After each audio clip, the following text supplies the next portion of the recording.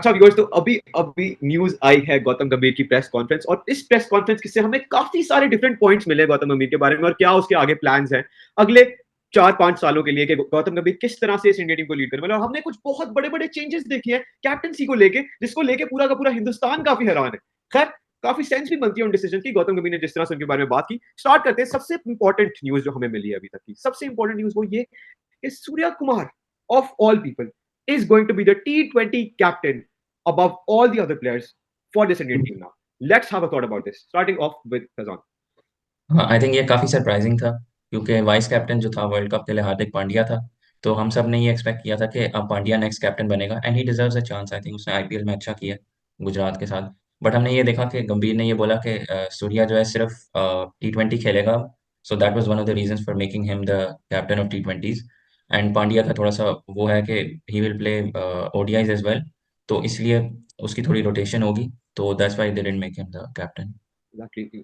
Abdul, you want to add to this new change in हाँ, captain? मैं फिजान के साथ यहाँ पे एग्री करूंगा कि of course it was surprising because Hardik Pandya को हमने वाइस कैप्टनसी करते हुए देखा था in the world cup as well, and हम सब एक्सपेक्ट कर रहे थे कि हार्दिक पांड्या ही कैप्टनसी लेगा because Rohit Sharma is stepping down because he has retired from T20 cricket.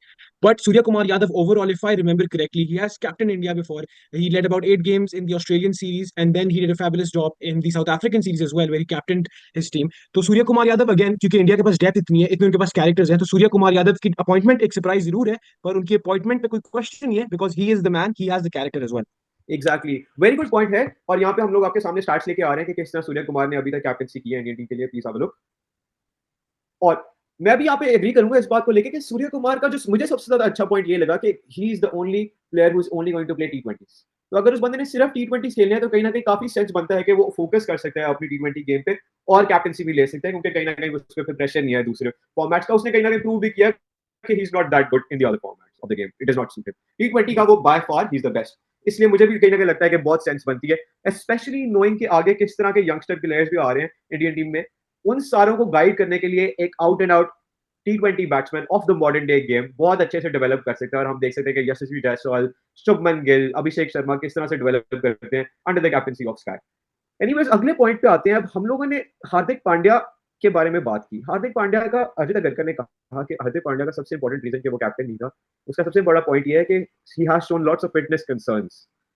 तो जो फिटनेस कंसर्न है, क्या आपको लगता है कि this was a legitimate answer कि हार्दिक पांड्या क्यों कैप्टन नहीं है, या फिर आपको लगता है कि there is more to it? क्या कहीं ना कहीं ये राइवलरी क्रिएट हो रही है हार्दिक पांड्या की इंडियन बोर्ड के साथ? हम लोगों ने देखा है काफी फ्रिक्शन आती रही है इंडियन बीसीसीआई की और हार्दिक पांड्या की, काफी दफा ऐसा हुआ है, मुंबई इंडियंस के साथ भी हमने देखा। तो अभी Ghani, what do you have to say about this?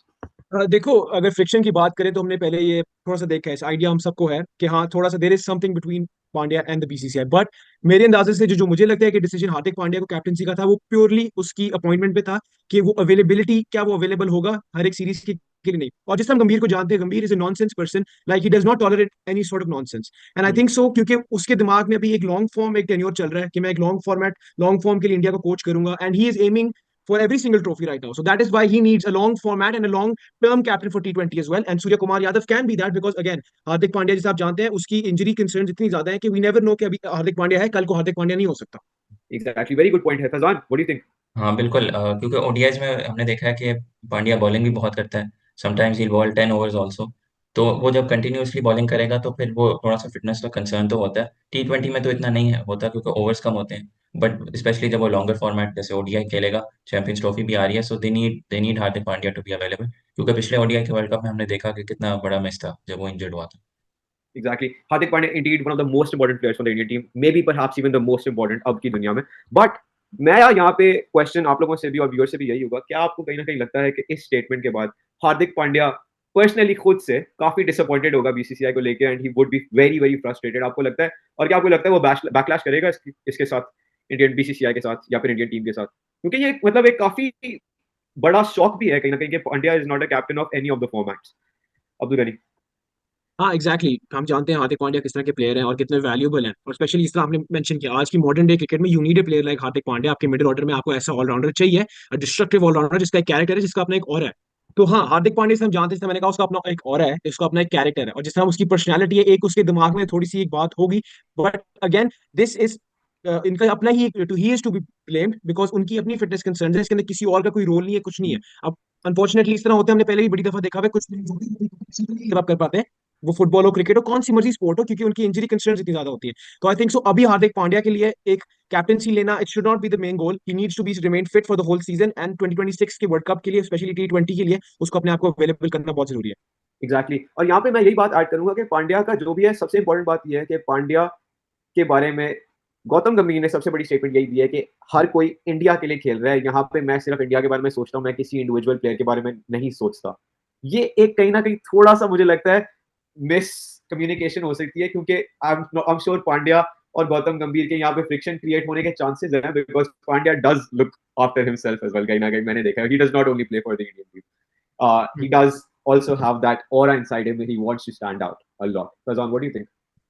हाँ, आई थिंक पांड्या थोड़ा सा हील फील के उसकी बारी थी अब कैप्टनसी की, लेकिन मुझे लगता है कि वो प्रोफेशनल है, इंडिया के लिए खेल रहा है, तो he will not make much फस अबाउट इट। वो अपनी परफॉर्मेंसेस कोशिश करेगा अच्छी रखे, और आगे जाके फिर अगर T20 में अपॉर्चुनिटी मिली, जैसे स्काई की थोड़ी सी एज भी ज़्यादा है, तो आगे कैप्टन तो फिर चेंज होना ही पड़ेगा।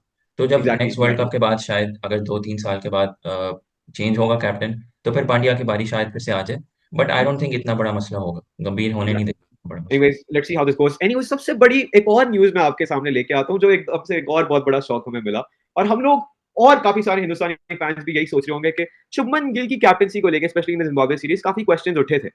और जो स्टेटमेंट गौतम गंभीर ने दिया वो ये दिया है कि मुझे उसकी कैप्टनसी बहुत पसंद आई, बहुत पसंद आई, और Gill is an all format player, he showed very good captaincy, और कहीं ना कहीं going to be the vice captain of all three formats of Indian team, all three formats of the Indian team. What are your thoughts about this, Fazan? ये बात मुझे नहीं इतनी समझ आई। आई थिंक ये गंभीर का अपना डिसीजन लग रहा है मुझे, ये बीसीसीआई का डिसीजन नहीं लग रहा। मुझे लगता है ये गंभीर को खुद पसंद है शुभमन गिल, उसने काफ़ी तारीफ भी की हुई है उसके बारे में, और हमने देखा कि उसने जो कैप्टनसी की थी कोई इतनी एक्स्ट्रा ऑर्डिनरी नहीं थी। मुझे तो यही लगता है कि और बेहतर ऑप्शंस थे, even in the Zimbabwe tour के कोई और कैप्टन हो सकता था। लेकिन स्पेशली जैसे दोनों फॉर्मेट्स में मुझे लगता था अगर हार्दिक पांड्या जैसे पहले वाइस कैप्टन था T20 का, तो he should have remained the vice captain, and same for ODIs. I think KL Rahul अच्छा ऑप्शन था टू बी वाइस कैप्टन, अगर वो खेलता, हर मैच खेले। तो मुझे लगता है ये शुभमन गिल की खुद अपनी जगह इतनी पक्की नहीं है टीम में, बट उसको वाइस कैप्टन भी बना दिया, तो ये बात इतनी समझ नहीं आई। Exactly. But Abdul Karim, what do you have to say about this? मैं फिजान के साथ कुछ एक्सटेंड तक एग्री करूंगा, पर उनकी जो बात उन्होंने बोली है कि शुभमन गिल की कुछ एक्सटेंड तक अपनी जगह पक्की नहीं है, पर मेरे ख्याल से शुभमन गिल जैसे प्लेयर के लिए सबसे जरूरी इस वक्त यही था कि उसको एक हेड कोच जैसे गंभीर की तरफ से फुली बैकिंग मिल जाए। और जब एक प्लेयर को आपके हेड कोच की तरफ से फुली बैकिंग मिल जाती है, तो हम देखते हैं कि वो प्लेयर ऑल आउट चला जाता है। तो ये मैं कह सकता हूँ कि स्पेशली श्रीलंकन सीरीज के अंदर we are going to see a different Shubman Gill, because this time Shubman Gill के पास गौतम गंभीर जैसे हेड कोच की बैकिंग है। और हाँ, Gautam Gambhir is looking for the long form again. He is looking for the next 5 to 6 years, and he is trying to make Shubman Gill the next Virat Kohli of India. मैं इतना sum up करना चाहूंगा, because Shubman Gill has that quality. अभी वो उस point पे नहीं है, बट अगर उसको अभी से बैकिंग मिले, गंभीर का उसके सर पे हाथ रखे Gambhir, and then I think so के Shubman Gill can become that. Exactly, indeed. Shubman Gill looks like the new golden boy of this Indian team, the golden boy of all three formats. उसकी full backing मिल रही है उसको BCCI management से, और कहीं ना कहीं he should be feeling very very safe in this Indian team कि उसकी एक जगह कहीं नहीं जा रही आने वाले सालों तक, जो कि ठीक है। I think he has that potential, बहुत अच्छा बैट्समैन है, and he has that potential to be the greatest batsman of the next generation. Let's see how it goes. Anyways, let's come to our next point now. हमारा अगला point होगा Rituraj dropped. जो जिस तरह से ऋतुराज को ड्रॉप किया गया और फिर उसके बारे में एक स्टेटमेंट दी गई गौतम गंभीर की तरफ से, वो स्टेटमेंट आपके सामने है बोर्ड पे। Faizan, what do you have to say about this? किस तरीके से इन्होंने रिस्पॉन्ड किया गौतम गंभीर ने सबसे पहले तो ऋतुराज के बारे में? हाँ बिल्कुल, ये जो उसने स्टेटमेंट दी इसमें कोई रीजन नहीं है एक्चुअली कि क्यों उसको ड्रॉप किया। उसकी परफॉर्मेंसेस तो बहुत अच्छी थी, वो आईपीएल हो या जिम्बाब्वे वाला टूर हो या उससे पहले भी हम T20 में देखें तो उसने ऑस्ट्रेलिया के अगेंस्ट भी सेंचुरी मारी थी। तो T20 फॉर्मेट की बात करें तो दोनों फॉर्मेट में मुझे लगता है उसकी जगह तो कहीं ना कहीं तो बनती है, एंड अगर 15 मैन स्क्वाड है तो फिर तो बनती है जगह। हमने देखा, हमने पिछले वीडियोस में बात किया, जैसे रेयान पराग को सेलेक्ट किया ओडीआई में भी, तो हमें यही लगता था कि इसकी जगह शायद ऋतुराज गायकवाड हो, क्योंकि अगर आप इंडिया की टीम देखें तो ओपनर्स कम है, there are not many openers. Shubman Gill ने अपनी जगह पक्की की हुई है, रोहित शर्मा है, कोहली होगा नंबर 3 पे, but there are many options on the bench. तो मुझे यही लगता है कि गायकवाड की जगह बनती थी team. Exactly. This statement by Gambhir and the way that Ruturaj was dropped does show some signs of internal politics going on in the BCCI, definitely, because Ruturaj ने जिस तरह से परफॉर्म किया है, कोई से सेंस नहीं बनता कि उसको आप टीम से बाहर निकाल रहे हो। एंड सेकेंडली, एक और पॉइंट यहाँ पे यह है कि Ruturaj is the captain of CSK, और ऋतुराज जिस तरीके से उसने कैप्टनसी की, उसने की भी एमएस धोनी के अंडर है। तो एमएस धोनी के साथ होते हुए Rituraj has become a very good captain of the Indian team, which makes Ruturaj be knocking on that Indian captaincy, which is a threat to Shubman Gill as well. What do you have to say about this, Abdul? हाँ exactly जिस तरह गायकवाड ने खेला है specially Zimbabwe series के अंदर, उसकी second highest average थी overall in the opening charge उनके थे, एंड स्ट्राइक रेट भी बहुत अच्छी थी। सिर्फ 3 इनिंग्स के अंदर उसको चांस मिला था, एक में तो उसने खैर बैटिंग नहीं की, उसको आई नहीं उसकी। ओवरऑल जिस तरह अभी आपने बोला कि वो सीएसके के लिए भी कैप्टन करते हैं, मैं कैप्टनसी करते हैं, मैं कल किसी दिन मैंने कहीं पे पढ़ा था कि लिखा हुआ था किसी ने कि धोनी का बदला नए सीएस की कैप्टन से ले लिया। तो यहाँ पे जिस तरह आपने बोला कि इनर पॉलिटिक्स है, क्योंकि यू कैन नॉट एक्सप्लेन कि आपने गायकवाड को स्क्वाड में क्यों नहीं रखना। Playing 11 is something else, but a 15 man squad without a player with the quality of Gaikwad, that is not ये आप नहीं Exactly. समझा सकते। और ये वो 3-4 प्रेस कॉन्फ्रेंसेस के अंदर इस तरह की स्टेटमेंट देके ये प्रूव नहीं हो सकता कि भाई इनर पॉलिटिक्स नहीं है, बिकॉज ऑफ कोर्स हम इंडिया को जानते हैं एंड वी नो कि पिछले कुछ सालों के अंदर इंडिया के अंदर परफॉर्मेंस बेस्ड सिलेक्शंस हो रही हैं। ओवरऑल आई थिंक सो यहाँ पे इनर पॉलिटिक्स जरूर है। Exactly. But now speaking of performance, good point, Abdul Ghani, and I completely agree with Faizan and Abdul Ghani. Please, viewers, आप भी कमेंट्स में बताएं, क्या आपको लगता है कि गायकवाड को निकालना कहीं से भी सेंस बनती थी इस चीज की? अपनी थॉट्स प्लीज बताइए कमेंट्स में। और स्पीकिंग ऑफ परफॉर्मेंस, एक प्लेयर जिसकी कोई परफॉर्मेंस नहीं रही अभी तक, उसको टीम में डाला गया है, Riyan Parag. What do you have to say about this? An absolute shock, Faizan. हाँ, आई थिंक उसके अगर ओडीआई में देखें तो ओडीआई तो वो कभी खेला ही नहीं, तो आई डोंट नो उसको किस बेसिस पे उन्होंने कैप्टेंसी मतलब उसको चूज किया टीम में। तो T20 की बात डिफरेंट है, ओडीआई की डिफरेंट है, बट मुझे लगता है कि दोनों फॉर्मेट्स में वो नहीं, उसके उसके और भी थे जिनको चांस मिल सकती थी। ओडीआई में तो हमने बात की जैसे गायकवाड खेल सकता था, बेशक वो टॉप ऑर्डर का बैट्समैन है, but India is missing a top order batsman as well. तो और T20 में भी हमने देखा कि उसकी परफॉर्मेंसेज बिल्कुल भी अच्छी नहीं थी, जो जिम्बाब्वे की सीरीज थी। तो ये वाला मुझे समझ नहीं आया, मे बी ये अगेन मुझे फेवरेटिज्म थोड़ी लग रही है गंभीर की साइड से, बट अभी अभी नहीं जज करेंगे, बट इस तरह लग रहा है हमें सबको। Exactly. Anyways, Riyan Parag seems like the all talk no show guy in this Indian team. और दूसरा मुझे ये भी लगता है, ये भी हो सकता है कि रियान पराग ने कहीं ना कहीं एक स्टेटमेंट में बोला था कि मुझे कोई मैचेस देखने का शौक नहीं है जब तक मैं वो मैचेस खेलता नहीं हूँ। तो I will only watch those games in which I am playing, otherwise I don't even care about the world cup even if India wins. तो ये भी हो सकता है कहीं ना कहीं कि रियान पराग को साइडलाइन में बैठा के ना सारे मैच दिखाने वाला है गौतम गंभीर, बदला लेने के लिए, ताकि वो हर मैच तो देखे कम से कम बैठ के। Abdul Ghani, what do you think? Riyan Parag की ऑफ कोर्स इंक्लूजन उससे भी क्वेश्चनेबल थी, बट ओवरऑल अगर उसका लिस्ट एक क्रिकेट करियर देखा जाए इंडिया के अंदर तो it's not bad. He has played 44 innings जिसके अंदर उसके 1700 कुछ रन हैं, और विद हाई स्कोर ऑफ 174, तो और 41 की उसकी एवरेज है। तो यहाँ पे जो ऑब्वियस सी बात है, क्योंकि कोई पास एक्सपीरियंस नहीं है इंटरनेशनल ओडीआई के अंदर, तो उसके बाद सबसे नियरेस्ट जो आपके पास आता है आपका लिस्ट ए क्रिकेट ही आता है, विच इज डोमेस्टिक क्रिकेट। उसके अंदर उनकी परफॉर्मेंस अच्छी है, एंड दिस क्लियरली शोज कि Gautam Gambhir has been studying his players, और अगर इस बेसिस पे अगर उन्होंने सिलेक्शन किया तो बहुत अच्छी बात है। But I think so it's not his time right now to be included in the ODI squad, and specially in the T20 squad as well. Again exactly. Gautam Gambhir जिसने सोचते हैं वो कोई भी नहीं जानता इस दुनिया में, वो सिर्फ खुद ही वो जानते हैं। अब देखें क्या होता है। एग्जैक्टली, गौतम गंभीर being the king of controversy himself, always creating controversies. और मुझे लगता है ये आगे कई सालों तक गौतम गंभीर कंट्रोवर्सी तो क्रिएट करता रहेगा, डिस्पाइट गिविंग अस रिजल्ट्स। मुझे लगता है ट्रॉफीज भी देगा, बट कंट्रोवर्सीज भी ऐसे क्रिएट करता रहेगा ये बंदा। एनीवेज, अगले पॉइंट पे आते हैं, हमारे सबसे इंपॉर्टेंट पॉइंट पे अब।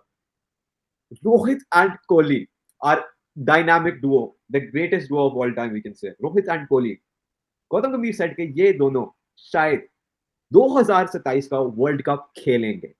कोहली और रोहित शर्मा 2027 का वर्ल्ड कप खेलेंगे अगर वो लोग रिटायर नहीं करते, और अगर उनको लगता है कि उनकी फिटनेस अच्छी है। गौतम गंभीर ने यह कहा कि अगर वो मोटिवेटेड हैं तो ये बिल्कुल होगा कि वो लोग ये वर्ल्ड कप खेलेंगे। Abdul Ghani, what do you think about this? हाँ आई थिंक सो पॉसिबल है, पर पॉसिबल दोनों में से सिर्फ एक के लिए है, और वो है Virat Kohli, because he is a specimen, जिसने उसने अपने आप को फिट रखा हुआ है with his age as well. तो विराट कोहली के लिए जरूर पॉसिबल है। I don't think so Rohit Sharma right now is around is mid 30s, 30 late 30 sorry 37 का है वो इस टाइम पे।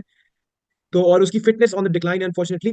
परफॉर्मेंसेज है, परफॉर्मेंसेज है, but fitness on the decline है, so I don't think so he will be available for the 2027 world cup. हाँ, विराट कोहली जरूर होगा। ऑफ कोर्स यहाँ पे ये भी आप लोगों को देखना पड़ेगा कि लॉन्ग फॉर्मेट वर्ल्ड कप होगा, 50 ओवर वर्ल्ड कप होगा।